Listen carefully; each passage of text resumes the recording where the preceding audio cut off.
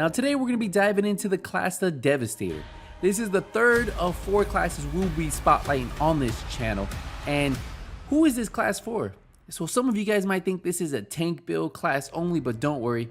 Once you guys find out more about this class in this video, you'll realize it can hold itself against the other classes in Outriders. If you love being in control of the battlefield, the Devastator is great for determining the flow of battles in Outriders. What I love about this class is you dictate the flow of the battle. Devastators excel at disrupting their enemies, and you pair this with other skills, he makes real quick work of his enemies. If you love slugging it out with the enemy, well, this tank class is definitely for you.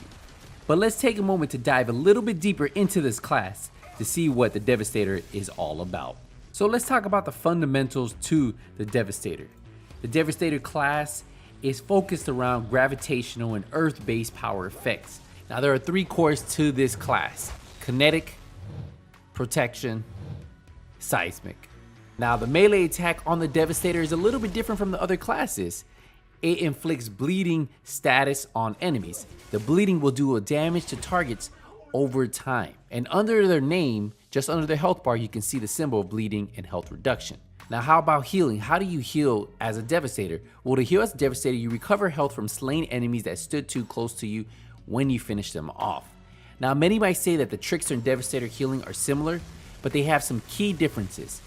You have to remember the Tricksters get shields on health for close range kills, and Devastators just have more armor and have more health. Now where the big differences start to really show is the more you level up your skill tree with the Devastator, the more different they become.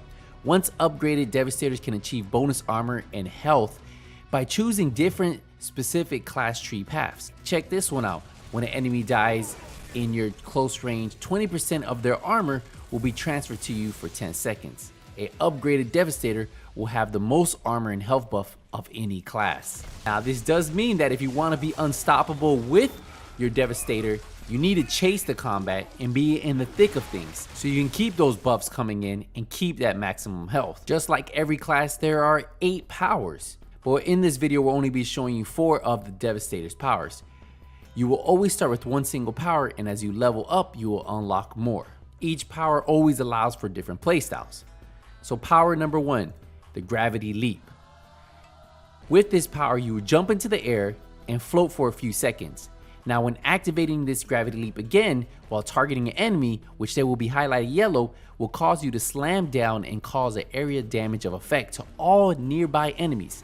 This is a great option to get you into the fight quickly, and then even if you might need to get out of the battle pretty quick, you can target an enemy far away from you and teleport to them. The choice is really yours. Now since this skill teleports you to the enemy, it's also great for healing, because don't forget, you heal by killing enemies that are nearby you, and this skill allows for just that. This is also an interrupt skill, so it helps stop those enemy bosses from using their own skills, which can be the difference between life and death for you and your team. Power number 2, reflect bullets. This will activate a shield directly in front of you, and while the shield is up, any bullets fired of you will get caught in that shield, preventing all damage. Now this is a great skill for team play, and this will allow for all teammates to get into position. You can also use this to make pushes towards the enemy and have your teammates rush behind you. Oh, but did you think it stopped there? It gets even better. Now this is not only a defensive skill. When you use this skill again, it will launch all the bullets caught in that shield directly back at your enemies, which can cause for some insane amount of damage. And I can't wait to test this one. Power number 3, Impel. Now this is one of those skills that not only does a lot of damage, but can also disrupt the enemy. Now this is a great skill to use against those bosses to interrupt their skills. When using this skill, you will select the enemy and then interrupt them. This skill isn't just for fighting bosses though. You can use it to fight large amount of enemies at once. And when you use Impel and it causes a killing blow, it will spear them with a stone spike, granting you and your squad armor bonus and health regen for 9 seconds. There are also 7 modifiers you can add to this, some coming from legendary gears, like this one, Spike Force, Impel, and strike 1 additional targets, which is great for when you have lots of rushers rushing you. And last but not least, power number 4, Endless Mass. Now, a lot of you guys might end up calling this skill or this power the black hole. Well, yes, that's what it reminds me of. When you use this power, it will create a spinning obelisk that sucks all nearby enemies toward it with a gravitational pull. You pair this with your squad and other skills, and this can lead to huge amount of damages and easy wipes for multiple enemies. So who doesn't like taking out a lot of enemies at once?